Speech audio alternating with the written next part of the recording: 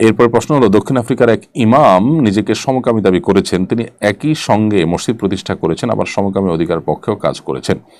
সম্প্রতি অজ্ঞাত পরিচয়ের লোকেরা তাকে হত্যা করেছে। প্রশ্ন হল, বিশ্বাসী কারো পক্ষে ইমাম হওয়া সম্ভব কিনা, ইমাম হওয়ার জন্য কি কি শর্ত রয়েছে? দেখুন, প্রথম কথা হলো যে আল্লাহ তাআলা যেটাকে হারাম করেছেন, পরিষ্কারভাবে যেটি হারাম, সারা বিশ্বের সমস্ত মুসলিম স্কলারগণ যেটি হারাম হওয়ার পরে ঐক্যমত পোষণ করেছেন, সেরকম একটি বিষয় যদি কেউ অস্বীকার করে, সেটা যদি কেউ হালাল মনে করে, সে মুসলিমই নন।